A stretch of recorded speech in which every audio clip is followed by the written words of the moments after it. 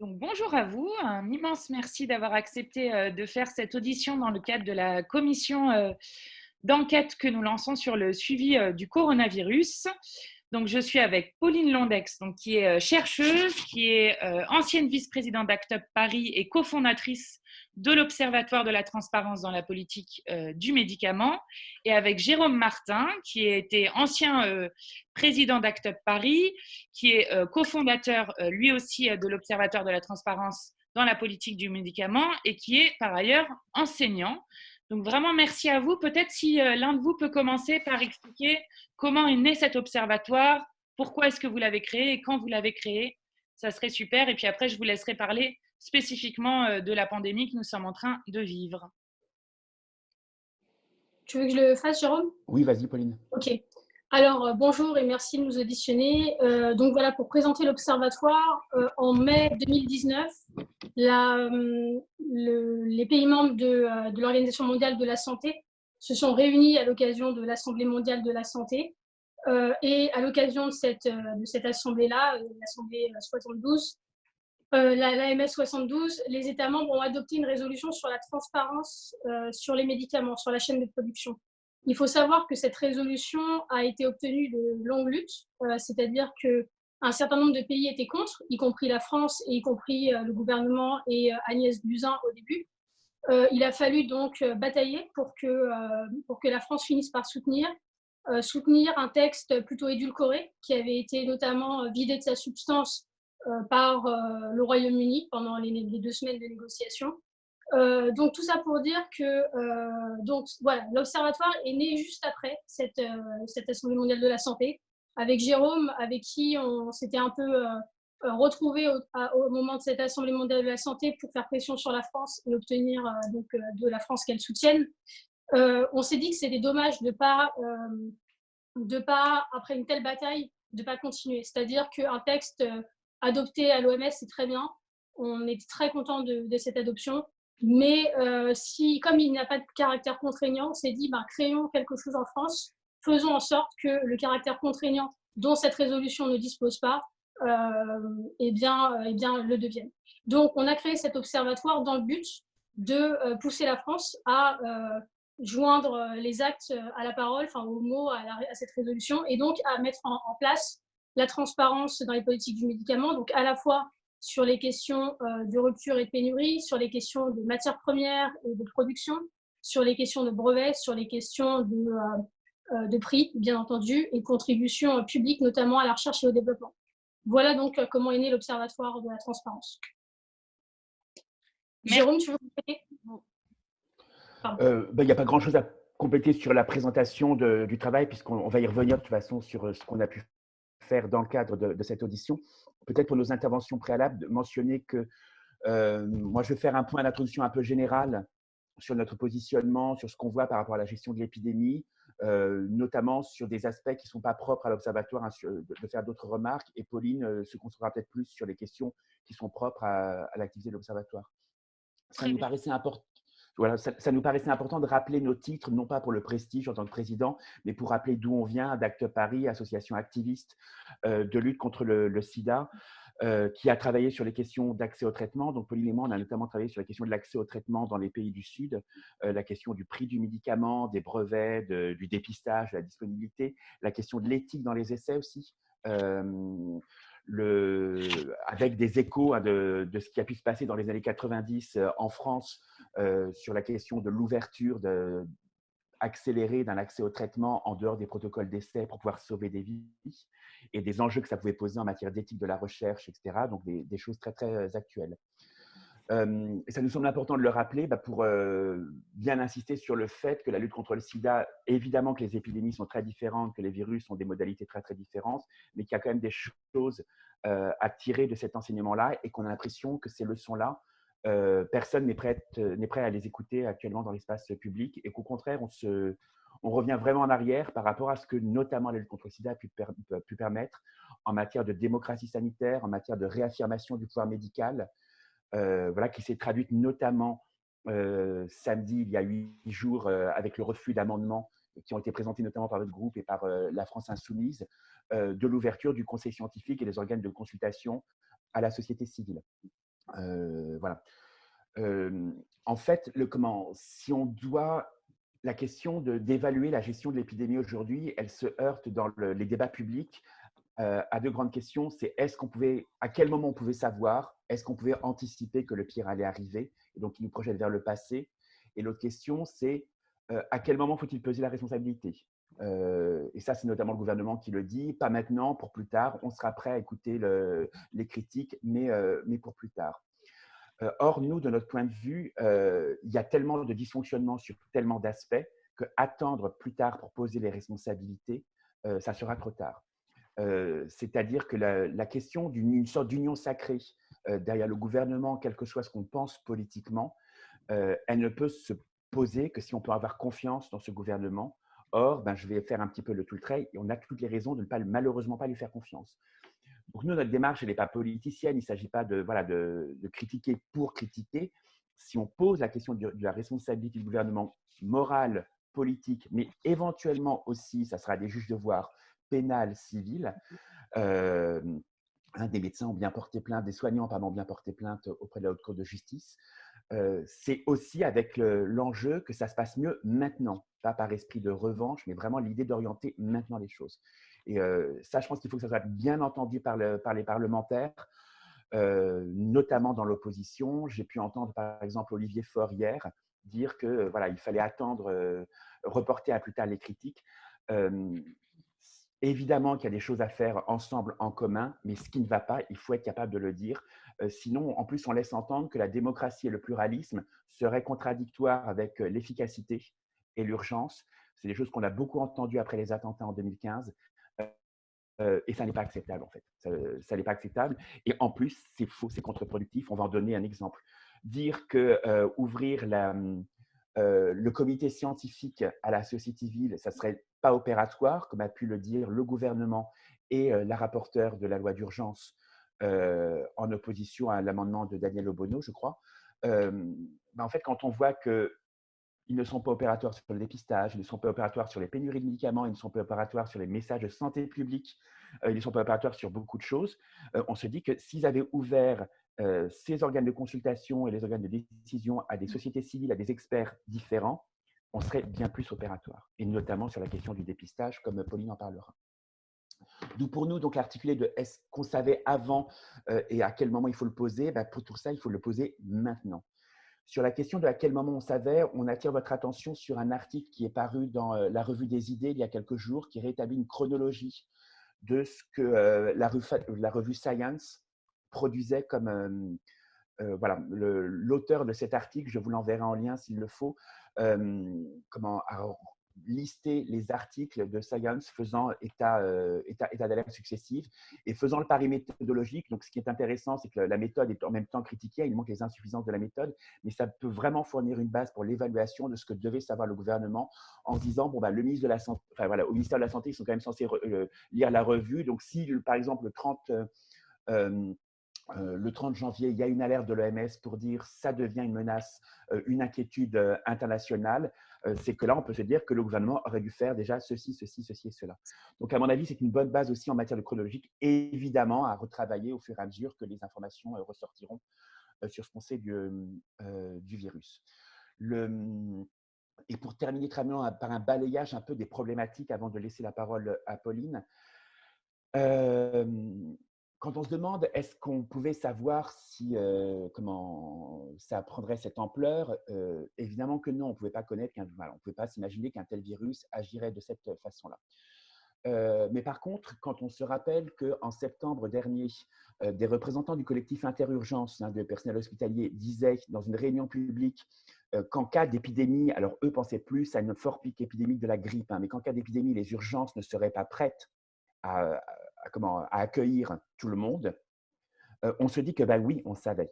Pas pour ce virus, pas pour le Covid, mais que le cadre social, économique, on le connaissait et on le savait. Cela fait 2 ans, enfin 1 an et demi, que les urgentistes et les personnels hospitaliers manifestent pour plus de moyens dans les hôpitaux, qu'ils alertent sur le dilemme qui se pose pour eux, pour l'accueil des personnes et notamment pour l'accueil en réanimation. Le tri des personnes dont on parle actuellement, le dilemme éthique dont on parle depuis 15 jours, 3 semaines, ils le vivent en réalité. Ils le vivaient déjà avant les tensions. C'est toujours pareil, si on se souvient de ce qu'est la recherche publique, le financement de la recherche publique depuis 15-20 ans, la privatisation progressive, la création du crédit impôt recherche qui a été vraiment très contesté par les chercheurs publics, les témoignages d'aujourd'hui de chercheurs qui rappellent comment ils ont dû de plus en plus passer de temps, notamment pour travailler sur les virus qui nous intéressent.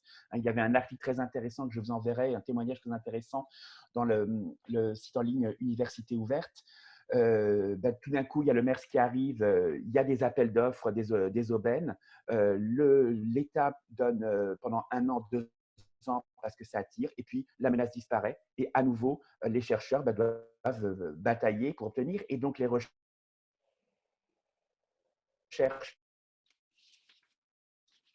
sur les virus qui nous intéressent font des hauts, et on le savait.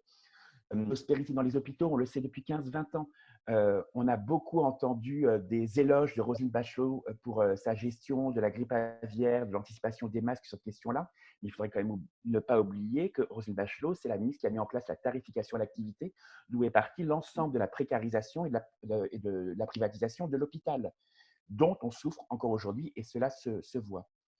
Je pense, voilà, sur les alertes autour des EHPAD, les alertes sur les prisons, les alertes sur la situation dans les centres de rétention administrative, pour lesquels le Conseil d'État a refusé de vider. Les alertes sur la situation, je pense, des mineurs non accompagnés dans les foyers, les alertes pour les bénéficiaires de l'aide médicale État. Évidemment qu'on ne pouvait pas savoir qu'il y aurait le virus, le Covid, mais toutes les alertes ont été données pour dire que ce sont des populations particulièrement vulnérables. Dans la mesure où donc cette crise sanitaire révèle toutes les failles de la société, se dire qu'on ne pouvait pas savoir, c'est nier que le politique peut agir, et c'est nier qu'il y a eu des lanceurs d'alerte, des associations, des organisations, des premiers concernés qui ont dit à tel moment non, ce choix politique n'est pas possible. Et ça, c'est extrêmement important puisque ça pose la responsabilité de ce gouvernement, mais ça pose aussi la responsabilité majeure de l'ensemble des gouvernements et des majorités. Voilà. Et d'une certaine façon aussi des choix idéologiques, des discussions idéologiques dominantes dans l'espace public, des orientations de médias dominants, du manque de pluralisme dans les médias. Quand on repense un peu à la façon dont les manifestations des hospitaliers ont pu être traitées dans des médias de chaînes continues privées, voilà, par des éditorialistes bien connus qui se permettent aujourd'hui de dire de remettre en cause le droit de grève quand les mêmes personnes mettent grève. Voilà, il y a aussi ça à analyser dans ces questions-là. Et il y a analysé, je te donne juste après la parole encore sur 2 points. Il faut l'analyser dans les moindres détails, et c'est pour ça aussi que si c'est possible aussi, de vous proposer d'autres intervenants pour vos auditions, si ce n'est pas encore trop tard. Je vous donne un exemple, et je prends cet exemple à dessein parce que je sais qu'il fait énormément débat au sein de la gauche, que ce soit associatif, syndical, politique, y compris, je crois, au sein de votre propre groupe. C'est la question de la reconnaissance des prostituées et des travailleurs du sexe. On ne pouvait pas savoir qu'il y aurait un virus qui confinerait tout le monde à la maison et qui donc empêcherait les travailleuses du sexe et les prostituées d'avoir un revenu. Mais ce que l'on sait, ce que l'on agit, ce que l'on montre dans le cadre de la lutte contre le sida, notamment et du syndicat de travailleurs du sexe ou de l'association Acceptes, c'est que la loi pénalisant les clients votée en 2016 a énormément précarisé les personnes, les a exposées à une grande vulnérabilité épidémiologique. Et là, aujourd'hui, cette loi les empêche d'avoir accès aux indemnités qu'on peut donner aux auto-entrepreneurs et aux travailleurs indépendants. C'est-à-dire qu'on est en train de demander à les travailleuses du sexe de fournir des factures pour pouvoir obtenir de leurs clients pour obtenir une indemnité. Alors qu'en général, pour déclarer des revenus pour les impôts, il n'y a pas de souci, on l'accepte. Donc, les travailleuses du sexe ne peuvent pas prétendre à ces revenus, à ces indemnités. Et là, il y a à mon avis une prise de conscience urgente à avoir de tout ce que disent un grand nombre d'associations sur cette loi. On ne pouvait pas imaginer nous-mêmes cette conséquence, mais par contre, on savait que cette loi, qui était censée protéger les prostituées et les travailleuses du sexe, se retourne tout le temps contre elles, y compris dans le cas de la crise ici. Et un dernier point en matière d'enseignement et de ce qu'on pouvait savoir, de ce qu'on ne pouvait pas savoir. Ce que l'on sait, notamment grâce à la lutte contre le sida, mais aussi grâce à la prévention santé pour les addictions, c'est que la culpabilisation, ça ne marche pas. C'est que les messages de santé publique doivent reposer sur la responsabilisation des personnes, sur une adhésion, etc. Et que donc, ça concerne les journalistes, ça concerne toute personnalité médiatique, mais aussi les discours gouvernementaux et présidentiels, arriver pour une deuxième intervention présidentielle, comme l'a fait le président de la République, Emmanuel Macron, en disant « ce que vous faites n'est pas bien, j'envoie qui », justifier le confinement parce que les Français seraient soi-disant irresponsables, cela ne fonctionne pas, cela n'a jamais fonctionné, cela ne fonctionnera pas. La culpabilisation ne marche pas, c'est étudié, c'est prévu, c'est su. Et elle marche d'autant moins que ce gouvernement n'a pas été exemplaire en la matière et a lancé toute une série de signaux contradictoires sur la gravité de la pandémie. Donc là encore, on peut dire il ne savait pas, etc. Mais si un gouvernement qui est censé donner l'exemple, un président de la République qui nous sermonne comme si on était des petits-enfants se comportant mal et donc nous privant de notre rôle de citoyen, de notre responsabilité, une semaine avant, s'afficher au théâtre pour que la vie continue et pour stimuler, pour éviter que l'industrie du divertissement, que l'économie du divertissement ne s'effondre, c'était le samedi, le samedi 6 mars, une semaine avant de dire on ferme tout, qu'on ne vienne pas s'étonner que les Français, que les citoyens aient du mal ensuite à se conformer à ça. Si le 29 février, un conseil des ministres exceptionnel dédié à la lutte contre le Covid est détourné pour mettre en place le 49.3 contre la réforme des retraites, qu'est-ce qu'on donne comme signe aux citoyens? Donc, si on doit poser, si le gouvernement essaie de se justifier par rapport à « mais on ne pouvait pas savoir », qu'il repense aussi à ces éléments-là. Et évidemment, en tant que professeur, je ne peux pas m'empêcher de rappeler aussi Jean-Michel Blanquer, ministre de l'Éducation nationale, affirmant 4 heures avant l'intervention présidentielle « non, il n'est pas question de fermer les écoles ». 4 heures avant qu'Emmanuel Macron annonce la fermeture des écoles. Alors nous, ce n'est pas notre objet, mais vous pouvez bien vous imaginer à quel point on pourrait multiplier pendant toute une demi-journée les exemples de discours contradictoires, qui peuvent certainement en partie se justifier par la gravité de la crise, mais qui relèvent quand même d'autres choses, notamment le fait de ne pas vouloir choisir la santé publique, les impératifs des droits humains, contre d'autres priorités. Et ça, il est essentiel que le gouvernement, et puis, mais d'autres éventuellement aussi dans l'opposition, le reconnaissent le plus rapidement possible. On a besoin, non pas par goût de la repentance, mais par volonté d'adhésion, on a besoin de responsables politiques qui soient humbles et qui reviennent vers l'ensemble des citoyens pour dire « en fait, on s'est trompé. On s'est trompé, on est désolé, on n'aurait pas dû faire ça, on n'aurait pas dû faire ça, on n'aurait pas dû vous parler de cette façon-là, on n'aurait pas dû utiliser le Conseil des ministres exceptionnel Covid pour ça, on n'aurait pas dû faire ça. » De se remettre au niveau des citoyens, voilà, et non plus en position paternaliste comme cela a été fait. Pauline, je te laisse maintenant enchaîner sur nos sujets propres, si ça te va. Oui. Donc, oui, alors sur nos sujets propres. Donc, nous, ce qu'on dit à l'Observatoire, ça s'inspire donc bien sûr de notre expérience, Jérôme et moi, à Act Up Paris. Mais depuis, bon, Jérôme a aussi continué ses activités militantes sur ces questions depuis que tu as quitté Act Up, Jérôme.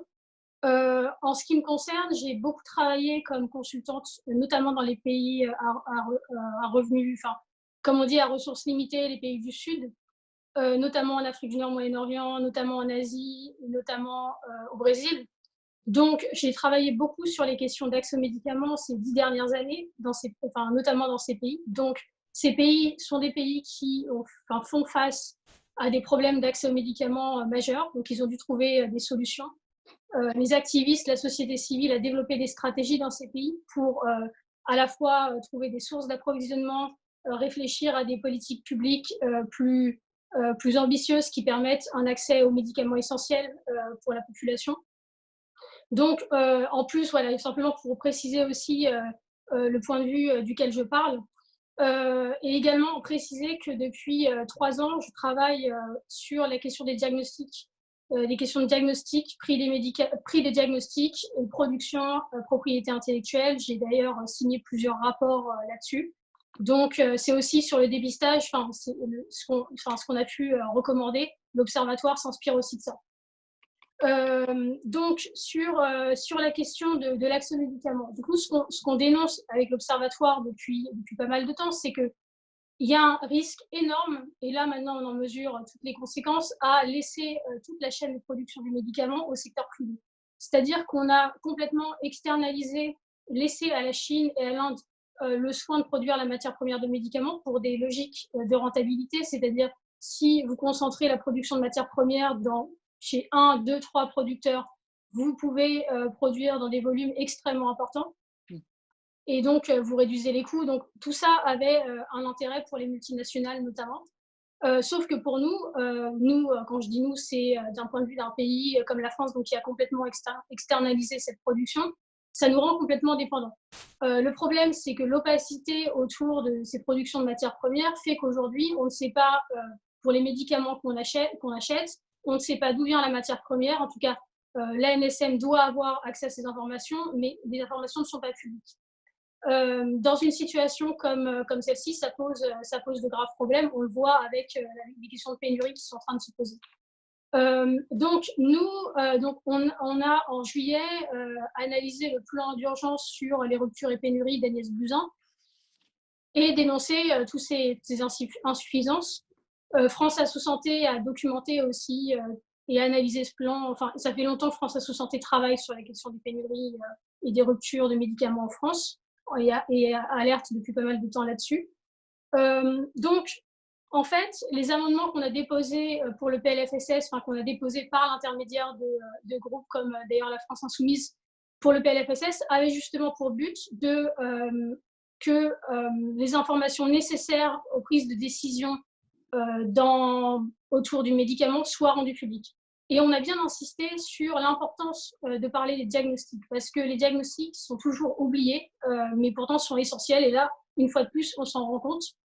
En fait, on a alerté le gouvernement sur ces différents points. On a même eu un rendez-vous avec le cabinet de la ministre Buzyn en octobre, où on parlait de l'importance de ne pas oublier les diagnostics dans les histoires de médicaments et de produits de santé, parce que le marché de diagnostic est complètement concentré autour de trois ou quatre firmes, Abbott, Roche, Biomérieux et Thermo Fisher principalement.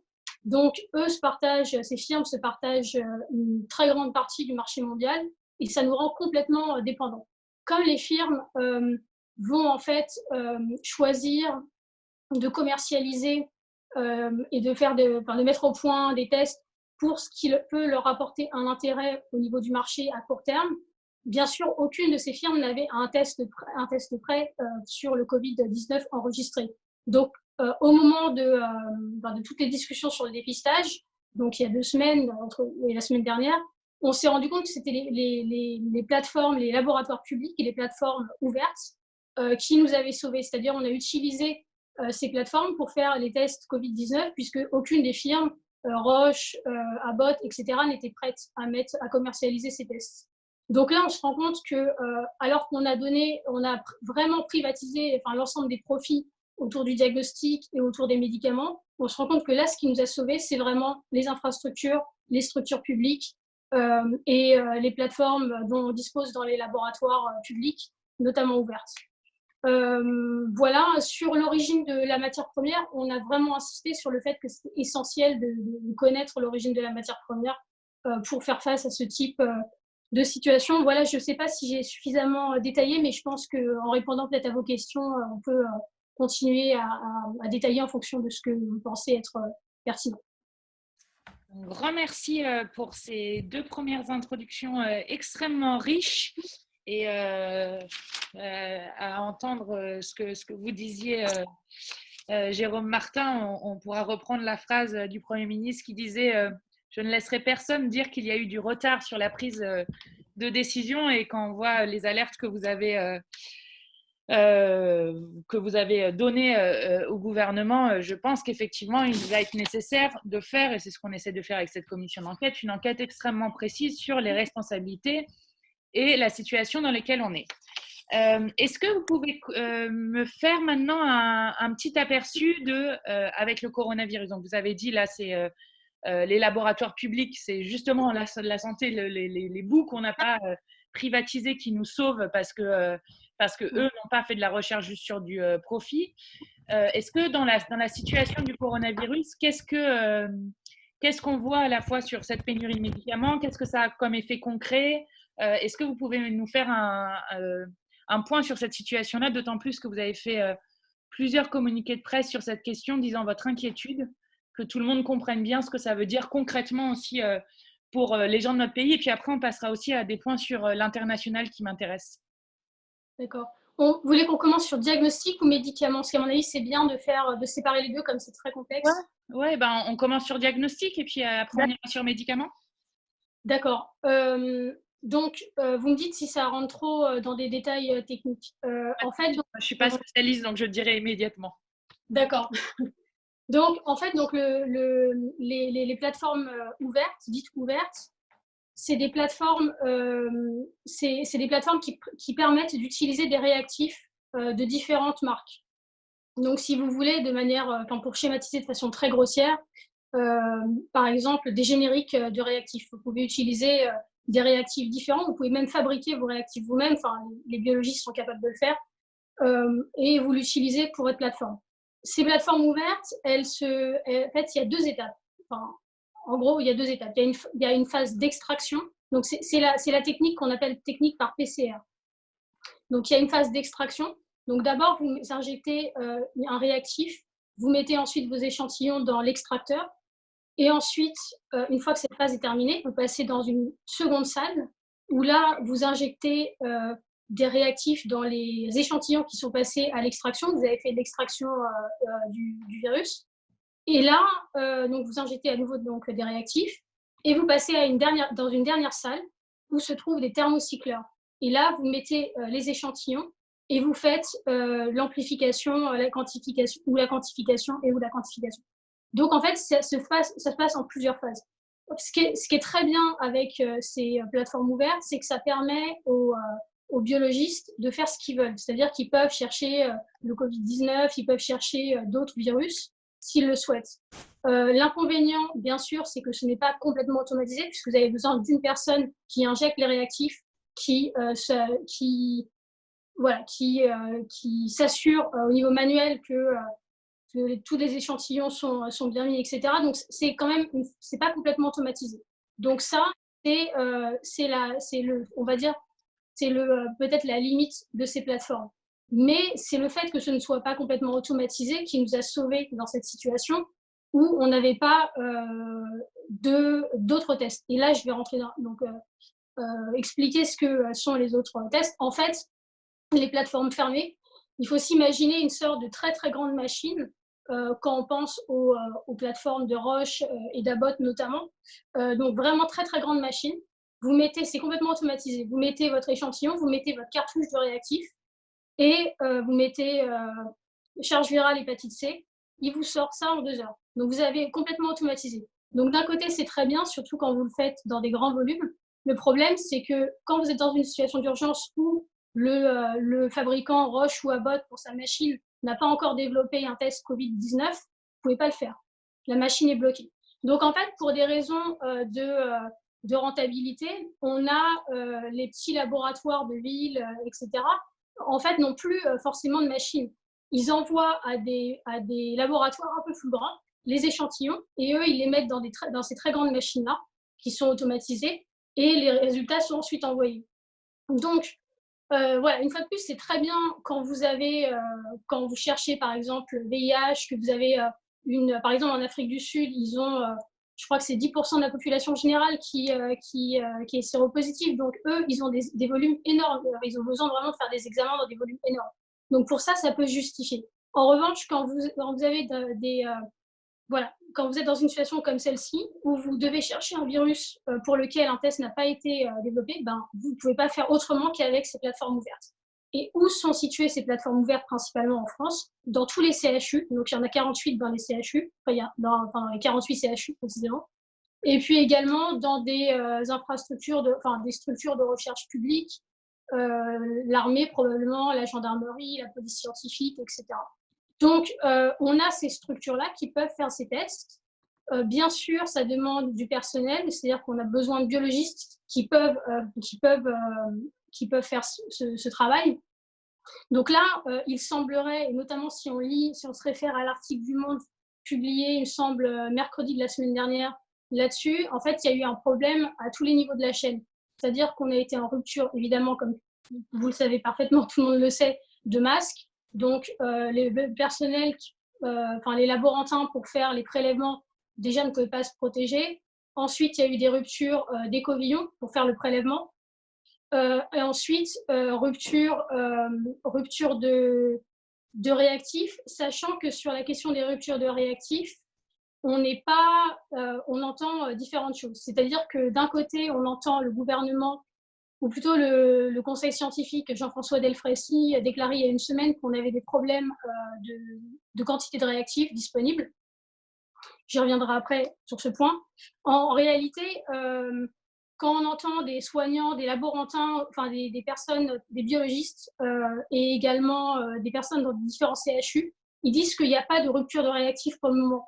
Donc il semblerait qu'il y ait quand même des réactifs, mais qu'on ne les utilise pas autant qu'on pourrait pour les raisons que je viens d'indiquer, et peut-être aussi parce qu'il y a une volonté politique, une doctrine gouvernementale là-dessus, qui est de vraiment limiter les tests aux personnes dans un état très, très, très avancé, très grave. Alors, sur la question des réactifs, on a entendu différentes choses. On a entendu Jean-François Delfraissy dire qu'on ne pouvait pas, on avait un manque de réactifs parce qu'on dépendait d'enzymes importées des États-Unis et de la Chine. Sauf que nous, on échange régulièrement avec des producteurs de réactifs qui sont en France et qui nous disent que eux, par exemple, les enzymes qu'ils utilisent ne viennent pas des États-Unis ou de la Chine, mais viennent de d'autres pays européens. Et par ailleurs, s'ils avaient le matériel pour fabriquer ces enzymes, ils le feraient. Donc, ça remet aussi en question ça, c'est-à-dire qu'on a l'impression, et c'est pareil pour le médicament, on en parlera après, qu'on est complètement spectateur, que le gouvernement est complètement spectateur, ou en tout cas fataliste, face à tout ce qui viendrait de l'extérieur du pays et qu'on ne pourrait pas nous-mêmes fabriquer. Or, quand on parle à des spécialistes, à la fois sur les diagnostics et les médicaments, eh ben, ils nous disent qu'on pourrait le fabriquer. Voilà un peu pour les diagnostics. Je ne sais pas si c'est ça, ou est-ce que je développe plus ou... Jérôme. Je ne sais pas s'il y a des questions sur les aspects choix technologiques, choix économiques autour de tout ce qu'a dit là-dessus, parce que moi, je voulais juste enchaîner sur la posture du gouvernement en fait, et de nos responsables politiques par rapport à ça. Donc, je ne sais pas si vous avez des questions sur ça. Peut-être avant de revenir juste sur la posture, ça me paraît important, je ne sais pas si vous avez eu accès, pour compléter ce qu'a dit Pauline, de lire les articles qui ont pu être publiés dans Mediapart et Le Monde la semaine dernière, oui. Et notamment l'article du Monde avec une infographie qui montre bien toutes les étapes, puisque nous, forcément, notre travail et notre expertise nous a amené à nous intéresser à la question des automates, enfin tout ce que vient d'exposer Pauline, mais il faut bien voir que les dysfonctionnements aussi ont lieu avant. Le prélèvement se fait par écouvillon, il faut du matériel de protection. S'il y a une pénurie de matériel de protection, le prélèvement ne peut pas se faire, par exemple. Hein. C'est un exemple. Et dans la question aussi des choix technologiques et de l'impact, il y a aussi le fait que toute l'augmentation des contraintes liées à l'hygiène et à la qualité, qui sont des bonnes choses par ailleurs, ont amené les petits laboratoires, c'est ce qu'expliquait Pauline, à se concentrer ou alors à se transformer juste en lieu de prélèvement où on envoie ensuite les échantillons ailleurs. D'où retard des résultats, d'où engorgement possible éventuel. Donc, il y a aussi la question de la concentration des laboratoires et du milieu. J'en parle parce qu'en tant que professeur, je suis membre de jury de BTS, analyse biologique et médicale, et que c'est très souvent pour les étudiants, dans leur stage, quand ils font leur compte rendu stage, une question qui revient voilà, pour eux et qui me paraît importante aussi de pointer. Pauline a indiqué qu'on a l'impression que l'État est spectateur, et ça va même parfois juste bien plus loin, c'est que au moment où l'épidémie s'est aggravée en France, où on est passé d'un stade de phase 2 à phase 3, une sorte de vulgate s'est installée en France. Alors, c'est difficile de dire que ce serait le gouvernement qui l'aurait lancé dans le cadre d'une théorie du complot, mais en tout cas, on a entendu s'installer dans les débats publics comme une évidence le fait qu'à ce stade de l'épidémie, ça ne servirait plus à rien de dépister. Or, c'est totalement faux et je pense vraiment qu'il faut que les parlementaires l'entendent et il est vraiment en tête. Donc, d'une part, on avait les recommandations de l'Organisation mondiale de la santé qui déjà depuis longtemps indiquaient qu'il fallait dépister et qui, le lundi il y a 15 jours, les responsables ont bien fait une conférence de presse dont le leitmotiv était test, test, test, dépister, dépister, dépister tout le temps pour tout le monde. Donc, il y a déjà ce fondement de recommandation. Ensuite, alors parfois l'OMS, on peut s'en méfier, hein, les recommandations sont parfois avec du retard. Pendant très longtemps, l'Organisation mondiale de la santé a défendu des standards différents de soins pour le sida, pour le VIH-Sida en Afrique ou ailleurs. Donc, il ne faut pas que se contenter de ça. Il y a par ailleurs des études scientifiques qui montraient la part très, très importante, et ça, c'était dès février, des personnes asymptomatiques, ou des personnes qui n'avaient pas encore de symptômes. Et donc, on sait qu'une part très importante qui peut être chiffrée en fonction des études, alors évidemment, tout évolue très vite en matière de connaissances, mais entre 50% à 70% dans certaines situations, hein,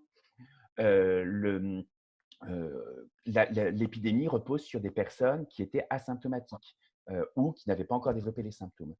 Donc, on voit déjà bien l'intérêt du dépistage, notamment en… Pardon ? Non, mais c'est hyper intéressant ça parce que, en fait, dans la stratégie du gouvernement, on a toujours du mal à voir ce qui est une vraie stratégie médicale et ce qui est en fait une gestion de la pénurie. Parce que concrètement, tout le monde a l'air de dire qu'il faut dépister massivement. Bon, d'ailleurs, dans les pays où ils ont l'air de faire du dépistage massif, ça a l'air d'être quand même mieux géré. Et concrètement, en fait, ce dépistage massif ne se fait pas du fait du manque de tests plutôt que du fait d'une contre-indication contre cette technique-là. C'est effectivement notre constat. Alors, c'est difficile à dire puisque nous, notre constat, c'est qu'en fait, pendant toute une partie de période, jusqu'à la semaine dernière, la position du gouvernement a consisté à un habillage médical de la pénurie qui était d'ordre économique et des choix technologiques que Pauline a rappelé, et d'un retard au démarrage à partir de fin janvier, début février. C'est difficile comme je l'ai indiqué, c'est difficile de dire que le gouvernement serait à l'origine de cette sorte de vulgate médicale. Moi, j'ai surtout, enfin, évidemment, il faudrait une analyse beaucoup plus approfondie, hein, de sociologie des médias, de travail de communication, mais je l'ai d'abord entendu de la part des soignants eux-mêmes, ce qui peut tout à fait se comprendre dans la mesure où eux étaient confrontés à l'urgence d'accueil, et que pour eux, il y avait la question de la protection des masques, et ils devaient faire avec l'existant, il n'y a pas assez de dépistage, donc on doit le faire. Donc ça se comprend tout à fait. Et puis j'ai l'impression que ça a été relayé par des médecins médiatisés, des médecins journalistes, des médecins chroniqueurs, et que ça a en tout cas été totalement repris tel quel par le gouvernement. Le cas le plus flagrant de cet habillage médical, c'est la réponse du Premier ministre Édouard Philippe à une question qui lui a été posée par quelqu'un de votre groupe, je crois. Non, pardon, c'était par Valérie Rabault. Le jeudi, il y a 10 jours, le jeudi 19 mars. Donc, il y avait plusieurs questions sur les masques et notamment sur le dépistage. Et Édouard Philippe assume que c'est une doctrine de la France. Donc, le terme de doctrine est très, très clair. Hein, Doctrine médicale. Doctrine médicale, hein, ça doit s'asseoir sur des recommandations. Il ne cite pas les sources, qui sont donc parce que la doctrine serait qu'il ne faut dépister, au stade 3 de l'épidémie, il ne faudrait dépister que des personnes présentant les symptômes avérés. Et donc, comme on vient d'indiquer, hein, ne serait-ce que le fait que la progression de l'épidémie repose pour au moins la moitié, d'après les études, sur des personnes en phase asymptomatique, on voit bien que ça ne peut pas fonctionner de cette façon-là. Un dépistage beaucoup plus massif et étendu avant le confinement aurait peut-être évité le confinement, enfin, on ne peut pas le savoir. En tout cas, pour nous, il n'y a pas lieu d'opposer, comme le fait actuellement le gouvernement, dépistage et confinement. Les deux auraient très bien pu être, un dépistage accru, le confinement aurait très bien pu être mis au service de la lutte contre l'épidémie. Mais même en période de confinement, on a besoin d'un dépistage beaucoup plus étendu pour toutes les personnes qui travaillent. Toutes les personnes qui travaillent à l'hôpital, les soignants, mais aussi le personnel qui fait le ménage, qui non seulement n'ont pas assez de matériel de précaution, mais ne peuvent pas se faire dépister pour savoir si oui ou non ils ont le virus, si oui ou non ils contaminent d'autres personnes autour d'eux.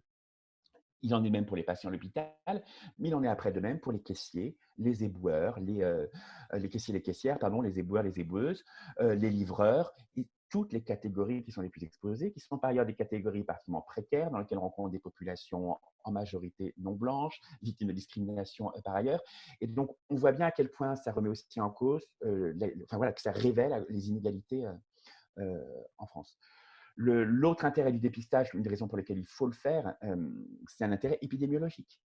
Actuellement, on est en train de nous dire qu'il y a beaucoup de morts en EHPAD, mais on n'en sait pas combien et on ne peut pas l'associer au virus.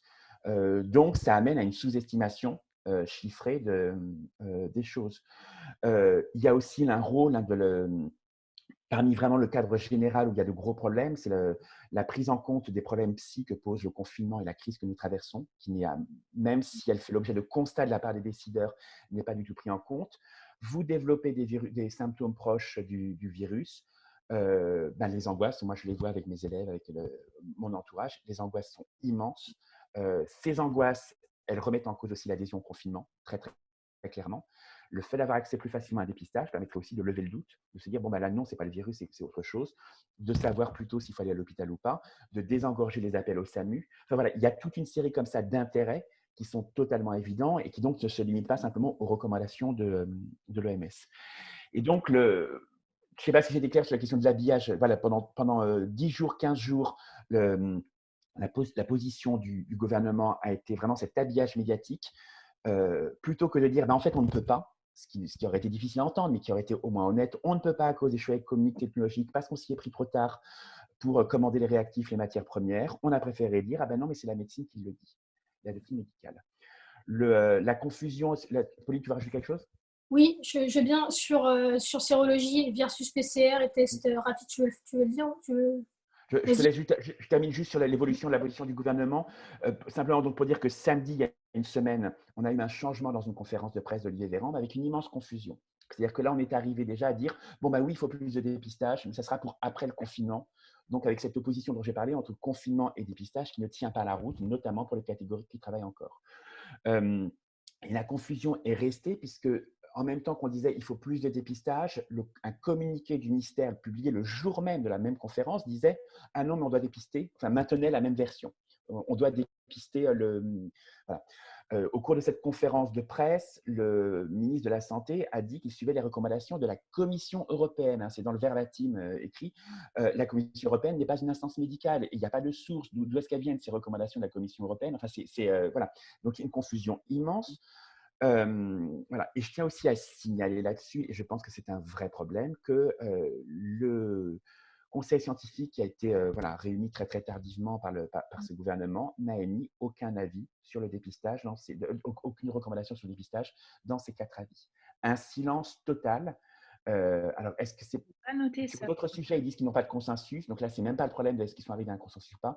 Et je pense qu'il faut vraiment qu'on donne une explication sur pourquoi il n'y a pas eu de position de conseil scientifique. Et pour terminer, Pauline, tu enchaînes sur sérologie, la confusion du gouvernement, elle va jusqu'au mensonge, et on pèse nos mots quand on dit ça, on l'a écrit. Olivier Véran, mardi, il y a une semaine, a menti dans sa réponse à la députée Danielle Obono en disant que la France avait toujours suivi les recommandations de l'OMS. Ce n'est pas vrai, le dépistage n'a pas été étendu dans les premières phases de l'épidémie. Il n'y avait pas les moyens de le faire. Et donc, c'est totalement faux de le dire. Et c'est un mensonge devant la représentation nationale. Et là aussi, il faut vraiment que cette responsabilité-là soit pesée. Juste pour compléter sur dépistage très rapidement des points que j'avais un peu oubliés, mais par exemple, donc le gouvernement utilise Olivier Véran justifie le fait qu'on n'augmente pas les tests par PCR actuellement, par technique PCR actuellement, par le fait que des tests de sérologie seraient plus intéressants d'un point de vue médical, mais pour ça, il faudrait attendre qu'ils soient développés ces tests et donc qu'ils soient mis sur le marché. Donc il y a cette question-là, il y a la question des tests rapides. Alors, pour nous, c'est une aberration d'opposer tests PCR, tests de sérologie et tests rapides. Ce qui est intéressant de voir, c'est que chez nos voisins, en Allemagne, mais également aux États-Unis, à New York, dans l'État de New York notamment, et évidemment en Asie, les tests rapides ont été développés et sont utilisés. Donc, ils sont déjà là. Donc, pourquoi nous, on ne les a pas? Je pense que c'est une question importante. Pourquoi on ne les a pas maintenant? Pourquoi on ne les avait pas il y a 2 semaines? Pourquoi on n'a pas augmenté la production de réactifs pour les tests PCR? Pourquoi on s'en remet à demain et à l'après-confinement pour changer, pour augmenter le nombre de tests réalisés? C'est quand même problématique. Alors, il y a eu quand même une augmentation. Ils ont annoncé, le gouvernement a annoncé qu'il allait augmenter le nombre de tests réalisés, mais c'est dans des proportions qui sont totalement insuffisantes. Donc voilà, sur la question de la sérologie, qui serait mise en opposition aux tests par PCR et aux tests rapides, tout ça, ça n'a pas vraiment de sens. Tous ces tests-là sont complémentaires, c'est des stratégies complémentaires. Et pourquoi tout remettre à demain alors qu'on pourrait là agir et que ça permettrait d'avoir un impact sur cette épidémie? Je voulais juste ajouter une dernière chose sur le marché du diagnostic. Dans un rapport de 2010, l'OMS dénonçait, ou plutôt documentait et dénonçait dans un langage assez diplomatique, qui est le sien, la concentration du marché des diagnostics. Donc, on savait déjà en 2010 et on savait bien avant que ce marché-là est complètement concentré autour de Abbott et Roche, et non Thermo Fisher et bioMérieux. bioMérieux est un producteur français.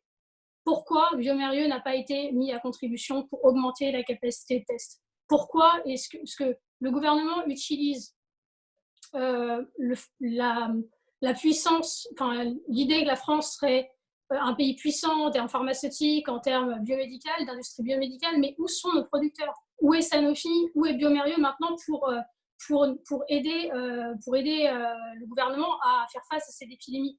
On ne comprend pas pourquoi bioMérieux n'est pas mis à contribution pour, là, tout de suite, permettre un dépistage massif et une réponse rapide sur ces différents tests. Voilà, simplement pour rappeler, peut-être pour conclure sur diagnostic, dans ce que nous, on a à dire, c'est que l'Observatoire, on a vraiment mis en avant la question des diagnostics, des réactifs. On a vraiment souligné cette importance-là auprès du gouvernement, notamment dans les amendements qui ont été déposés.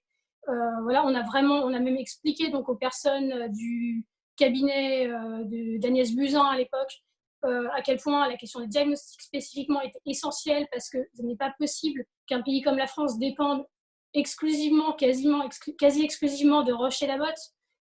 Ça a des conséquences énormes en termes de budget. Il faut savoir quand même que des tests de Roche et d'Abbott, puisque en fait, quand vous avez une plateforme fermée, votre plateforme est fermée donc au diagnostic, au réactif de cette marque. Donc ça donne une sorte de monopole de facto à ces producteurs. C'est-à-dire que si vous avez déjà acheté la machine, vous allez acheter les réactifs de Roche, de bioMérieux ou d'Abbott. Et donc, ça leur donne une puissance énorme dans les négociations des prix avec les autorités publiques. Donc, nous, on a dénoncé ça en disant que la France devait absolument opter pour d'autres types de plateformes, notamment des plateformes ouvertes et développer ce recours-là. Que c'était très dangereux, cette concentration du marché, que ça avait un impact très fort sur les dépenses budgétaires.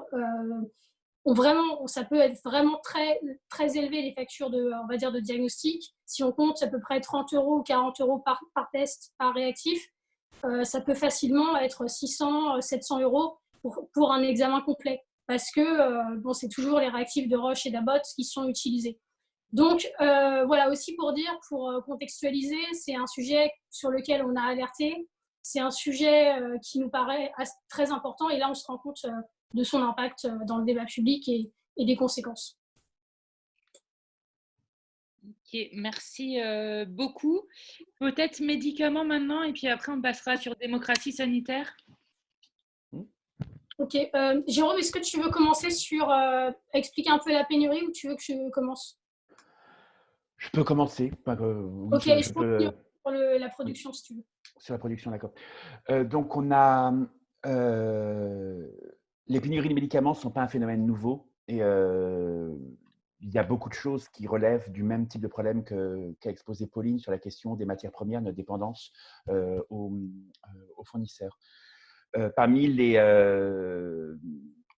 objets l'information qui devrait faire l'objet d'une très grande transparence, il y a la question de l'état des stocks, de où ils sont, des importateurs, de l'origine des matières premières, etc., qui faisait partie de la version initiale de la résolution à l'AMS et qui aurait dû être traduite aussi dans le droit français. Et nos amendements en ce sens n'ont pas été pris en compte. Nos amendements ont été, excuse-moi, je me permets de couper, les amendements ont reçu des avis défavorables du rapporteur à l'époque, Olivier Véran, et du gouvernement, et notamment d'Agnès Buzyn. Je tiens à préciser quand même. Enfin, il faut le... Précision très très importante à rappeler quand on a affaire à des gens qui disent « mais on ne pouvait pas savoir ». Et peut-être aussi, avant de reprendre sur les médicaments, une des leçons qu'il faut aussi tirer de ça, des choses que l'on sait déjà mais qui sont révélées, c'est la question du positionnement et de la formation des conseillers, de tout ce qu'on peut appeler l'appareil technocratique, puisqu'on a pu être entendu par des conseillers de cabinet, et d'être entendu, voilà, qu'on a pu leur parler, mais d'être entendu non, qu'on constate une certaine forme de mépris, et qui tient, à mon avis, beaucoup. Alors, on pourrait vous donner les noms, dire comment ça s'est passé, voilà, mais ce n'est pas ça qui nous intéresse. C'est politiquement, qu'est-ce que ça implique? Ça implique vraiment une culture non citoyenne, une culture de la méfiance des lanceurs d'alerte, une culture du refus de l'expertise des autres, voilà, et qui est très, très problématique en démocratie, notamment en situation de crise comme celle-là. Et je pense que c'est important aussi de poser la question de la formation à Sciences Po, à l'ENA, dans tous ces lieux-là. Pour en venir donc les médicaments, on a été alerté par Tu veux que plusieurs je dise, sociétés. Jérôme? Tu veux que je Vas-y, dise? redis-le toi, oui. Oui, alors donc précisément, donc jeudi matin, je reçois un appel d'une personne, enfin une personne de la PHP qui est en charge des questions médicales à la PHP et qui me dit être très inquiet des stocks des médicaments, notamment des relaxants musculaires, notamment des médicaments qui sont utilisés comme sédatifs, de la morphine et également donc, tous les curares qui sont utilisés comme anesthésiants. Donc, qui sont bien sûr essentiels dans la prise en charge des personnes avec le Covid-19 et puis également des autres personnes hospitalisées, etc. Donc, il m'alerte en disant, voilà, on se tourne vers vous parce qu'on a alerté le gouvernement. On est un peu inquiet de leur absence de réaction ou de réactivité. On ne sait pas ce qui se passe. On se tourne vers vous parce qu'on est très inquiet. En parallèle, quelqu'un m'envoie des documents qui plus tard ont été transmis à Mediapart. Donc je peux citer le type de, enfin, je peux citer ces documents. C'était un compte rendu de la préfecture de police de Paris et puis un compte rendu de l'ARS qui datait donc d'une réunion mercredi de la semaine dernière.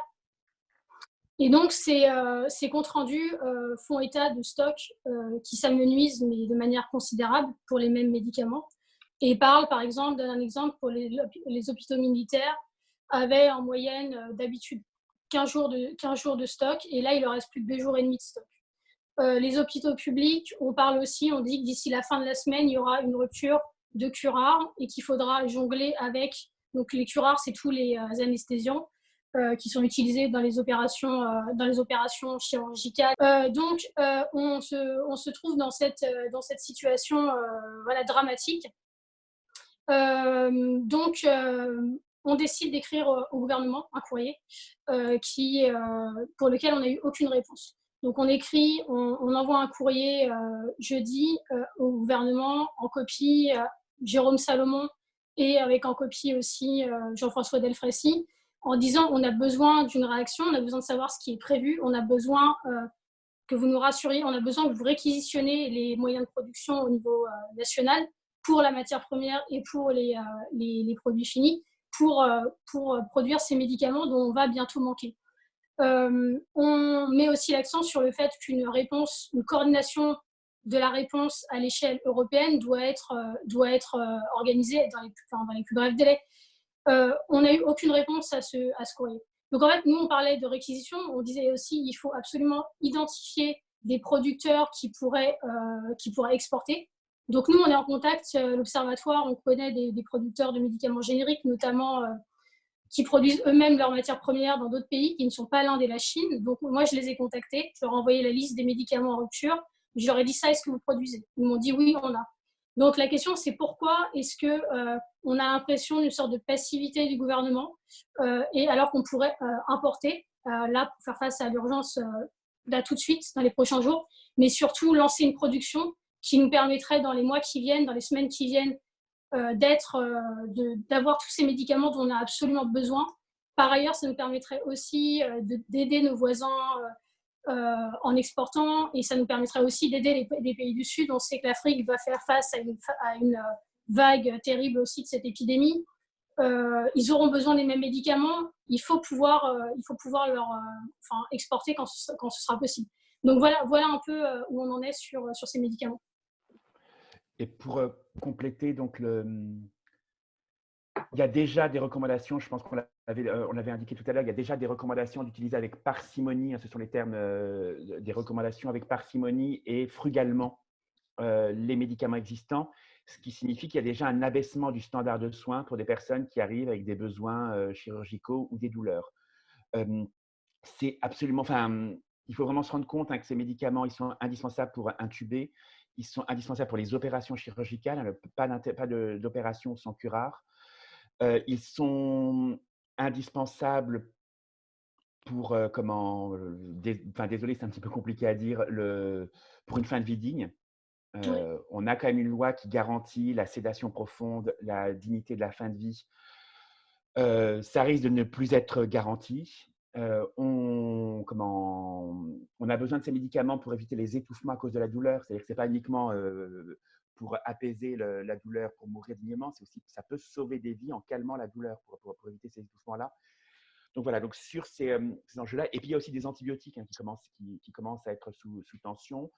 Voilà, donc c'est. Il y a aussi des anxiolytiques, des hypnotiques, il y a Voilà. aussi il y a la morphine, enfin voilà, il y a quand même enfin, il y a quand même une très large palette de médicaments dont on a besoin qui sont D'où en... le fait que pour l'instant, je suis un tout petit peu ému, que j'ai un peu de mal à parler parce que voilà, les enjeux sont quand même extrêmes et que la réaction du gouvernement est en dessous de tout. Donc, à nouveau, pour revenir là, cette fois-ci sur l'aspect politique et relations entre les citoyens et les lanceurs d'alerte et les politiques. Donc, quand on a appris ça jeudi, on s'est vraiment posé la question de savoir est-ce qu'on communiquait, puisque nous, on avait aussi une responsabilité de ne pas vouloir angoisser les personnes. Enfin, voilà, vous voyez bien l'état dans lequel je suis, il y a quelque chose de très, très angoissant. Et c'est vrai que chaque parole publique qu'on a prononcée sur ce sujet-là, on l'a mesuré. Et puis, on s'est rendu compte qu'au bout de 24 heures, comme pour le dépistage, il a fallu qu'on répète 10 jours, on n'a eu aucun retour, aucune réaction. Et donc, on a rendu les choses publiques en interpellant divers interlocuteurs. Et Jérôme, aussi pour préciser, excuse-moi, le fait quand même que ce soit des médecins de la PHP, des pontes de la PHP, qui parlent avec le gouvernement régulièrement, qui ont le gouvernement au téléphone très régulièrement, qui se tournent vers nous en disant comment faire, parce que là, ils ne réagissent pas. Je pense que ça aussi, c'est, enfin, moi aussi, ça me met dans un état comme Jérôme, enfin, c'est absolument terrible. Vu les enjeux, on a besoin d'une réaction, donc on s'est dit, on a pesé un peu le pour et le contre, on s'est dit vendredi qu'il fallait communiquer. Parce que voilà, pour vraiment insister sur ce que vient de dire Pauline, c'est que le fonctionnement est tellement mauvais sur cette question-là d'alerte et de retour par le gouvernement et les décideurs que des grands responsables de la PHP se tournent vers une structure sans subvention, avec 2 bénévoles, pour essayer d'obtenir une réaction là-dessus. On peut en rire tellement ça paraît absurde. Je trouve que c'est extrêmement angoissant en fait sur la situation qui a certainement trait à des choses structurelles et de culture politique très interne, mais qui tiennent aussi à l'idéologie des personnes qui tiennent le pouvoir et qui pensent pouvoir se débrouiller seules sans l'expertise de la société civile, sans le retour et en pensant qu'en communiquant et en sauvant les apparences, ça fonctionnera. Et toujours cette communication, donc à force de communiquer, d'alerter la presse, on a pu obtenir une question de l'AFP le jour de la conférence de presse, donc samedi 28 mars, dans le point presse d'Édouard Philippe et d'Olivier Véran, qui ont abordé le constat dans leur intervention et qui ensuite ont un peu rechigné à parler, enfin voilà, s'en sont tenus au constat en disant c'est dramatique, il y a une demande mondiale, oui, c'est extraordinaire. Donc, le constat, on était d'accord, ils disaient avec nous que c'est extraordinaire, c'est mondial. Par contre, la réponse, et il a quand même fallu que le journaliste repose une deuxième fois la question pour quelles mesures seraient prises, notamment la réquisition, c'est non les réquisitions. Alors, les réquisitions, c'est pourquoi pas, mais pour le moment, ce n'est pas la peine parce que ça pourrait désorganiser la production. Alors, on voit mal comment la désorganisation pourrait être plus désorganisée, la production pourrait être plus désorganisée que maintenant. Et surtout, et là, je pense vraiment, il faudrait reprendre la citation exacte et la travailler au niveau responsabilité, c'est nous ferons des réquisitions quand nous aurons le sentiment que c'est nécessaire, quand nous aurons le sentiment, et je pense qu'il y a beaucoup à dire, et que ça résume beaucoup de la part d'Édouard Philippe, tout ce qui a pu être fait. Qu'est-ce que c'est que cette histoire de sentiment? On n'a pas besoin du sentiment, de la conviction personnelle du Premier ministre, on a besoin qu'il fonde ses décisions sur la réalité de terrain telle qu'elle lui remonte. Les hospitaliers disent on n'a plus de médicaments, les gens vont mourir dans d'atroces douleurs, on ne va pas pouvoir les opérer, on ne va pas pouvoir les intuber. À quel moment, qu'est-ce qu'il faut pour que Édouard Philippe ait le sentiment qu'il faille faire quelque chose? La réquisition, elle est absolument indispensable, puisque le gouvernement a annoncé samedi, donc Édouard Philippe a annoncé simplement des mesures d'incitation ou d'encouragement. Mais en imaginant même qu'on ait affaire qu'à des gens philanthropes qui aient envie, qui soient tournés vers l'altruisme et vers le geste citoyen. Comment est-ce qu'on coordonne à un niveau national la répartition des stocks, la répartition des importations, dans l'état actuel des forces, s'il n'y a pas enfin, un très fort chapeautage de la part des pouvoirs publics. Qu'est-ce que ça veut dire? Parce qu'actuellement, c'est ce que font les hospitaliers, c'est qu'ils appellent tel producteur en disant est-ce que vous en avez, est-ce que vous en avez, dans combien de temps? Mais si ça se trouve, il y a le médicament A qui manque là maintenant, on le sait pendant 3 jours, mais peut-être que le médicament B va manquer dans 2 semaines. Donc, si on demande à tel laboratoire, fais le médicament A, voilà, dans 15 jours. Donc, on a besoin d'une programmation industrielle à court, moyen et long terme. Et ça ne peut se faire que dans le cadre d'une réquisition et d'une planification. D'une planification. Une question là-dessus, parce que l'alerte que vous lancez, elle est effectivement absolument primordiale, à la fois, vous le dites, pour les personnes malades, parce qu'avec les conséquences terribles que vous pointez, mais aussi avec ce que ça veut dire aussi pour les soignants. Vous disiez, les soignants, ils faisaient déjà du tri avant l'épidémie. Là, ils se retrouvent devant des dilemmes éthiques énormes, et là, ça va encore aggraver cette souffrance aussi de gens qui ont choisi de pouvoir prendre soin des autres, de soigner les autres. Et alors nous, on se retrouve tout à fait dans ce que vous dites sur la planification, le besoin de planification, le besoin d'organisation. Vous dites du coup sur la pénurie, la première des choses à faire, c'est évidemment regarder les importations qu'on peut faire, et vous avez des liens avec des fabricants qui disent qu'ils peuvent le mener. Et ensuite, j'ai une deuxième question. Quand vous dites réquisition, nous, on est tout à fait d'accord, mais j'ai une question sur l'état de dégâts en fait, qui a été fait sur le système de fabrication de médicaments. Je pense à Sanofi, avec qui on est souvent en lien avec des syndicalistes qui nous parlent de la recherche et développement qui a été complètement détruite, qui nous parlent des plans de licenciement qui continuent à tout va. Est-ce qu'avec la réquisition, est-ce qu'on pourrait faire face le temps de l'épidémie en attendant de reconstruire ensuite un système de santé qui est libéré des prises du marché? En fait, je pense que ces mesures-là, elles doivent être prises simultanément et immédiatement. C'est-à-dire alors, parce que bien sûr, une réquisition, il faut le temps de remettre en place la ligne de production, la chaîne de production sur ces médicaments-là. Mais ça, une fois de plus, on parle de médicaments dont la production a été complètement externalisée, enfin, à la France et tout ça. Mais c'est sur des médicaments qui sont plus souvent, c'est des médicaments qui existent depuis longtemps. Donc, c'est un savoir-faire en France de fabrication qu'on a. On ne parle pas, parce que la France disait, Emmanuel Macron disait il y a 2 ans qu'il voulait que la France devienne le leader mondial de l'intelligence artificielle en santé. Là, on ne parle pas de choses qui sont extrêmement complexes au niveau technologique. Là, on parle de choses qui sont des médicaments simples à produire. Donc, normalement, notre pays, puisqu'on a quand même, on entend constamment, on est le pays de Sanofi, de Servier, de bioMérieux, etc. On doit être en capacité en France de produire ça maintenant. Donc, bien sûr, relancer cette production, ça prendra peut-être pas une journée, ça prendra plus. C'est pour ça qu'en parallèle, c'est pour ça que ça doit être pris maintenant, cette décision, qu'on n'a plus de temps à perdre, que chaque jour compte. On l'a dit, vraiment, ça c'est très important. Et par ailleurs, bien sûr, en parallèle, donc on doit voir où est-ce qu'on peut importer. Donc nous, on connaît donc certains génériqueurs qui pourraient exporter. Bien sûr, d'autres questions se posent de type diplomatique. Peut-être que ces pays-là vont fermer leurs frontières aux exportations bientôt. Donc peut-être que ce ne sera plus possible pour eux d'exporter vers nous.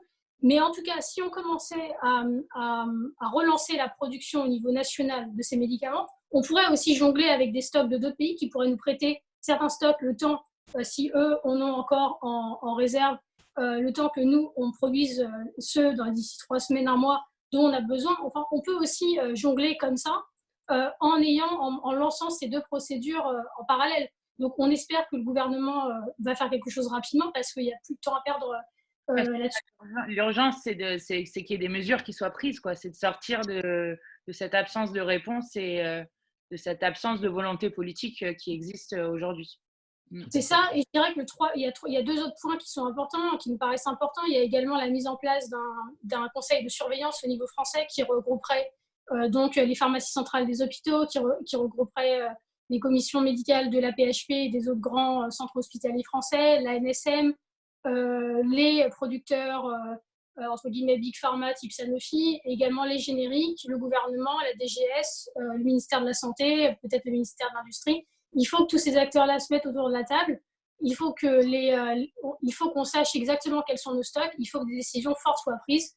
Il faut qu'on puisse anticiper et que dans 3 semaines, 1 mois, on sache exactement, comme disait Jérôme, quels médicaments qui là ne manque pas, pourrait manquer dans plusieurs semaines. Il faut que les choses soient vraiment planifiées, qu'on ait des informations précises qui nous permettront ensuite d'orienter au mieux la stratégie. En parallèle de ça, il faut que le gouvernement convoque, demande un conseil des ministres au niveau européen, un conseil des ministres de la santé, sur cette question précisément pour s'organiser avec nos voisins européens. C'est-à-dire que, comme je le disais, voir quels pays peuvent nous dépanner et quels pays on pourra dépanner ensuite. Enfin, il faut organiser tout ça. Il faut organiser tout ça. Et je voulais juste revenir donc, sur votre question de est-ce qu'on a la capacité, vu l'état de notre industrie, mais c'est précisément pour ça qu'on a demandé la transparence.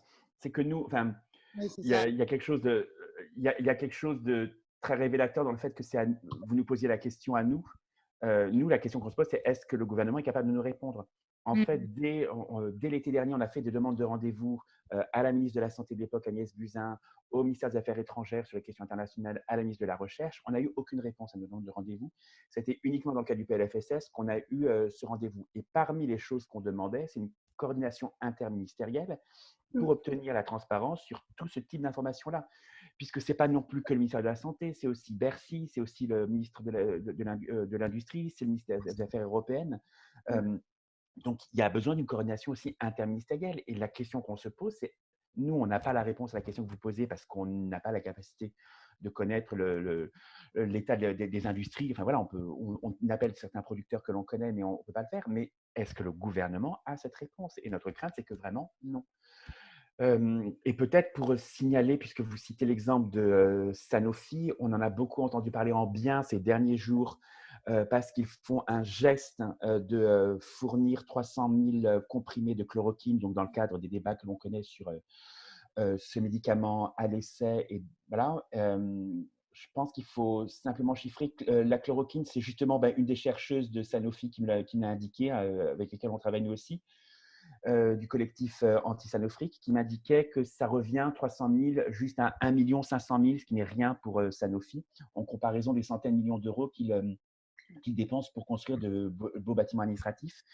C'est 1 500 000 euros et ça me paraît vraiment très, très important de le marteler constamment. Il faut les mettre en rapport avec ce que Sanofi reçoit chaque année depuis 10 ans au titre du crédit impôt recherche, 150 millions d'euros. Donc la France donne 150 millions d'euros à Sanofi pour la recherche, juste par le crédit impôt. Il y a d'autres formes de soutien public. Que fait Sanofi avec cet argent depuis 10 ans? Donc, ça représente quand même 1 500 000 euros. Qu'a fait Sanofi en matière de recherche? Il a abandonné Alzheimer, abandonné certaines maladies infectieuses au niveau recherche. Il a licencié plus de 2000 postes de recherche. Et pour ajouter sur les 1 million d'euros que tu précises, il y a aussi la défiscalisation du fait que c'est un don. Donc, il faut retirer aussi ça d'argent public pour ça. Et là, il y a un vrai problème qui est au niveau politique, mais dans le discours public, de relais de la communication de Sanofi, où l'industrie pharmaceutique adore se présenter comme philanthrope. Quand on met les chiffres, 1 500 000, c'est le centième de ce qu'on leur donne chaque année au titre du crédit impôt recherche, pour lequel ils n'ont eu aucun compte à rendre et pour lequel ils n'ont pas fourni les efforts de recherche nécessaires. Voilà. Et c'est 150 millions dont on a privé après l'hôpital public, ou encore la recherche publique, notamment sur le coronavirus. Je voudrais juste ajouter une dernière chose sur la production de matières premières pour les médicaments dont on a parlé. On est en contact avec un pharmacologue avec qui on travaille depuis très longtemps, qui s'appelle Andrew Will, qui a fait des études sur le coût réel de production des médicaments, donc qui a étudié le cours de la matière première, les transactions de matières premières sur des médicaments depuis une dizaine d'années. Et donc, j'ai échangé avec Andrew Will vendredi et samedi en lui disant, voilà les médicaments qui vont manquer en France, est-ce que tu peux me dire où est produit la matière première pour ces médicaments de façon précise? Donc lui, ce qu'il répond, et ça fait écho à une tribune qu'il a publiée dans le Guardian il y a 10 jours là-dessus. Donc il dit que c'est principalement en Chine. Ensuite, cette matière première transite pour être modifiée une première fois en Inde, et qu'en ce moment, un des problèmes, c'est en Inde, puisque ils ont une demande extrêmement forte. Ils ont fermé leurs frontières, ils limitent maintenant, ils interdisent les exportations de certains médicaments, notamment le paracétamol. Ils pourront peut-être fermer leurs frontières aux exportations. Ça, on ne sait pas encore complètement, mais de façon sûre. En tout cas, la conclusion d'Andrew Will, c'était il faut que la France trouve une autre solution d'autres moyens d'approvisionnement, d'autres sources d'approvisionnement. Et lui, il conclut sa tribune au Guardian en disant notre NHS, donc au Royaume-Uni, a plutôt bien géré les stocks, plutôt bien anticipé. A priori, sur ces médicaments-là, il ne devrait pas avoir de rupture, mais il recommande fortement donc aux Britanniques de relancer une production locale, y compris de matières premières. Voilà. Et peut-être pour signaler sur pénurie de médicaments, un cas particulier qu'on a évoqué, la chloroquine. Dans les grands débats que suscite la molécule et l'hydrochloroquine depuis 15 jours, de mentionner d'une part, au niveau éthique, éthique de la recherche, le cadre actuel permet de donner la chloroquine en dernier ressort. Et que donc, on a du mal à comprendre le type. On a publié un papier de position là-dessus. On a du mal à comprendre en fait le souci puisque ça existe déjà. La lutte contre le sida avait posé le problème, donc le compassionnel, ça existe, et qu'il faut le distinguer un peu de la recherche, qui est des recherches contraignantes sur le plus long terme pour produire du savoir et évaluer l'intérêt et les effets indésirables. Voilà. Mais il y a la possibilité maintenant de donner ça. Mais il y a un autre enjeu éthique que personne n'aborde et qui est vraiment important, c'est la question des pénuries et des ruptures. C'est que s'il y a un accroissement de la demande, une réorientation de la vente, de la production pour des personnes dans le cadre du Covid-19, si jamais l'intérêt se confirme et qu'à très grande échelle, on utilise ça, est-ce que la production va suivre pour continuer à assurer que les personnes qui en ont besoin actuellement dans les indications déjà connues, par exemple en France, pour les maladies auto-immunes, le lupus, vont en avoir. On commence à avoir des témoignages de personnes qui s'inquiètent des tensions autour de ça et qui n'arrivent pas à renouveler leur ordonnance. Mais surtout, est-ce que la capacité mondiale de production et de distribution va permettre à ce que les malades du paludisme qui en ont besoin puissent continuer à en avoir? Et on a eu des échanges là-dessus avec l'OMS la semaine dernière et la semaine d'avant, et l'OMS est assez inquiète aussi de ça précisément. Parce que quand Donald Trump a annoncé que la chloroquine fonctionnait, ou etc., le jeudi, je crois, d'il y a 10 jours, il y a eu une explosion une envolée des achats. Tous les hôpitaux américains se sont précipités sur la chloroquine, ont acheté des stocks énormes. Donc la question, c'est est-ce qu'il va y avoir des stocks pour les pays du Sud et puis notamment pour le paludisme. Est-ce qu'on va peut-être sauver des vies contre le Covid-19? J'insiste bien sur le peut-être, puisqu'on n'en est pas encore sûr. Donc, il y a quand même quelque chose d'hypothétique qui rend la question éthique particulièrement grave. Est-ce qu'on va peut-être sauver des vies ici en sacrifiant là-bas? Et on connaît les déséquilibres de l'accès au traitement en la matière. On sait que la loi de l'offre et de la demande va s'imposer aux producteurs de médicaments et que si les pays riches achètent massivement cette molécule et le capacité de production ne suit pas, les producteurs vendront à ceux qui paient le plus et la France paiera plus que les pays d'Afrique a priori. Il y a donc là vraiment un travail à faire avec l'OMS, avec le Fonds mondial de lutte contre le sida, le paludisme et la tuberculose et toutes les instances internationales et UNITAID qui travaillent sur ces questions-là avec le ministère des Affaires étrangères français et l'Europe. Je pense que ça, c'est une question vraiment extrêmement importante parce que si concrètement, ce que vous êtes en train d'expliquer, c'est qu'il faut que les pays retrouvent une souveraineté sanitaire, c'est-à-dire la capacité de produire localement ce dont nous avons besoin pour prendre soin de la population. Par contre, dans le cas d'un virus comme le coronavirus, mais comme beaucoup d'autres, il y a une interdépendance mondiale en fait qui existe et il doit y avoir une solidarité entre les peuples. Moi, juste pour donner une petite anecdote, mais je suis en contact avec des militants en Algérie qui sont en train de s'auto-organiser comme ils peuvent pour faire des masques, faire des gels, faire des choses pour qu'ils puissent eux aussi se protéger. Il y a une vraie question aussi autour de ça. Là, en ce moment, on voit l'Italie, elle est aidée par la Chine et par Cuba qui envoient des médecins. La France, quand elle n'est même pas capable d'assurer la protection de sa population, comment va-t-elle faire lorsqu'elle sera peut-être appelée à l'aide par, je ne sais pas, des pays d'Afrique du Nord, des pays francophones, à qui, voilà, si nous nos vagues sont passées fortement, il ne faudra pas seulement qu'on produise pour nous-mêmes, mais aussi pour aider les autres derrière. Et ça c'est une vraie question qui est posée de solidarité extrêmement importante. Là, on a l'impression que c'est plutôt les pays d'Afrique du Nord qui sont en capacité de nous aider sur exporter ces médicaments plutôt que l'inverse. Mmh. Notamment parce qu'il y a des, ouais, je voyais des usines qui étaient spécialisées. Il y a des producteurs au Maroc, en Algérie et aussi en Égypte qui produisent pas mal. Ok. Ok. Et alors maintenant, la question, la démocratie sanitaire, la question de la transparence qui est au cœur de l'action que vous menez. Qu'est-ce que c'est la transparence nécessaire? Alors, vous avez déjà donné plusieurs pistes, mais pour ramasser ça un peu, qu'est-ce que c'est une transparence en temps de crise et qu'est-ce que c'est la transparence nécessaire aussi pour la suite, en fait, pour pas retomber dans les problèmes dans lesquels on est actuellement?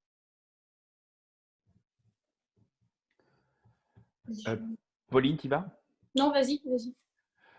Donc, alors sur ce sujet, on a publié à la fin de l'été dernier, fin août, un outil qui s'appelle la checklist de la transparence, qu'on peut vous transmettre à nouveau, qui rassemble toutes les informations minimum, parce que ça peut être encore complété, hein, qu'on est en droit d'attendre en matière d'enregistrement des médicaments, en matière d'information sur les brevets, en matière d'information sur le coût réel de recherche de production, de contribution, de volume de vente, de marges intermédiaires, de provenance des matières premières, d'état des stocks, qu'est-ce que j'oublie, de liens d'intérêt, de conflits d'intérêt de tous les intervenants, de marges que se… Pardon? De brevets. De brevets, oui, bien sûr, de brevets, de marges que se font les intermédiaires. Par exemple, pour parler de la question des brevets et de financement public de la recherche, ce qu'on constate, et c'est extrêmement important pour la situation aussi actuelle, il y a une vigilance vraiment à avoir sur ça, c'est que les profits sont privatisés, mais que la recherche, les risques et l'investissement sont le plus souvent publics. L'exemple le plus médiatisé ces derniers mois, ça a été le Zolgensma, donc breveté par Novartis et sa filiale, une thérapie génique qui s'est rendue célèbre puisqu'elle est à 2 millions d'euros l'injection, et que dans les pays où le système de santé ne pouvait pas se le permettre, et suite à un scandale en Belgique où une famille a été obligée de faire un appel à cagnotte pour pouvoir donner ce traitement à son bébé, le laboratoire n'a pas trouvé mieux que de proposer une loterie pour désigner des bébés bénéficiaires de ce traitement. Or, le Zolgensma, quand on remonte, et ça c'est aussi l'historique des brevets qui nous permettent, donc la question de la transparence sur les brevets est importante, quand on remonte toute la chaîne, on se rend compte que ça a été énormément financé par l'argent du Téléthon, donc des dons défiscalisés, donc de l'argent public, mais aussi par l'INSERM, par des travaux de l'INSERM. Donc ça, c'est un exemple parmi tant d'autres, mais on peut en retrouver beaucoup. On parlait de diagnostic, donc on a des outils de diagnostic des hépatites virales, qui s'appellent FibroScan et FibroTest, qui sont brevetés par une entreprise privée aujourd'hui, qui sont donc vendus, par exemple, à la PHP. Hein, voilà. Or, ils ont été totalement développés et trouvés par des fonds publics, à PHP, INSERM, AMRS, je crois, enfin voilà, de l'argent public autour de ça.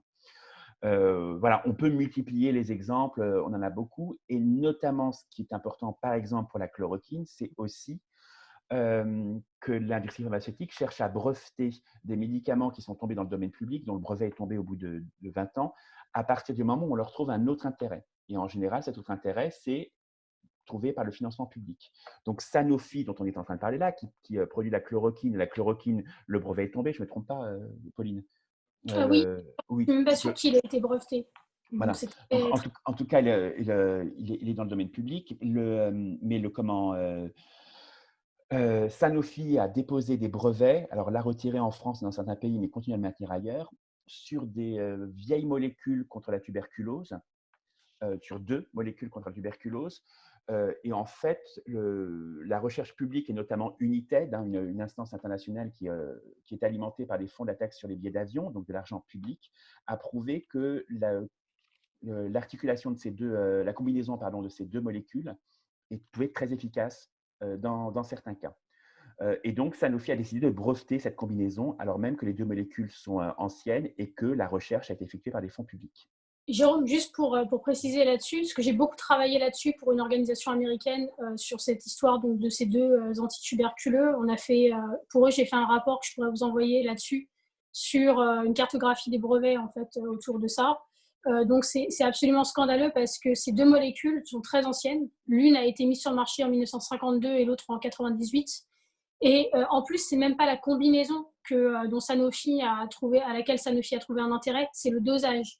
C'est le dosage et l'usage préventif en thérapeutique pour la forme adulte et un autre brevet une autre demande de brevet pour une formule pédiatrique. Parce qu'on savait déjà que la combinaison fonctionnait et on savait que la combinaison fonctionnait en usage préventif pour la tuberculose. Donc, voilà, donc ça montre vraiment le dysfonctionnement total du système des brevets, puisqu'il permet à ce que des molécules, pas des demandes de brevets comme ça, sur des molécules très anciennes, soient acceptées. Ces brevets ont été acceptés, ces demandes de brevets ont été acceptées en Afrique du Sud, dans pas mal de pays d'Afrique très touchés par la tuberculose. En Europe, Sanofi a retiré ses demandes de brevets suite à la publication des communiqués, notamment de cette organisation américaine TAG et puis de l'Observatoire. Mais c'est quand même très problématique que certains bureaux des brevets aient accepté les demandes de brevets de Sanofi. Et donc, la transparence, elle doit beaucoup porter, parmi les choses les moins techniques, les plus faciles à comprendre, sur la question sur les contributions publiques à la recherche et au développement. Il faut que ça soit rendu public, que ça soit accessible à tout le monde, de façon à ce que les personnes qui négocient les prix des médicaments aient plus de pouvoir et plus de force pour faire baisser les prix à la baisse. Il n'y a aucune raison de payer un médicament 2 millions d'euros s'il a été découvert grâce à de l'argent public. Et c'est à l'industrie de montrer qu'elle aurait investi l'argent suffisant pour pouvoir justifier un tel prix. Et donc la question là va se poser, puisque quand la France a commencé à vouloir un peu plus communiquer sur le fait qu'elle se mobilisait contre le Covid, Emmanuel Macron a publié un tweet avec une photo où il réunissait chercheurs publics et privés. Et il affichait bien dans le tweet, on réunit chercheurs publics et privés ensemble. Il n'y avait que des hommes blancs autour de la table, il n'y avait pas de femmes et pas d'autres personnes. Donc c'est ça la recherche publique pour Macron. Et Françoise Barressine aussi, par exemple, n'y était pas. Mais ce qui est important là, on a réagi tout de suite, c'est que en situation d'urgence et vu l'état du secteur de recherche, c'est logique qu'on s'appuie aussi sur le secteur privé et qu'il soit aidé là-dessus pour aller le plus vite. Mais est-ce qu'il y a une trace, est-ce qu'on garde une trace de ces financements publics? Est-ce qu'on saura dans 3 mois, 4 mois, 5 mois, quand un tel laboratoire va dire « Ah, moi j'ai trouvé le vaccin, je le brevette, je vous le vends 500 € la dose, 5 000 €, 50 000 €. Est-ce qu'on sera en mesure de dire « Non, mais là, c'est nous qui l'avons fait et est-ce qu'on va le faire ?» Voilà.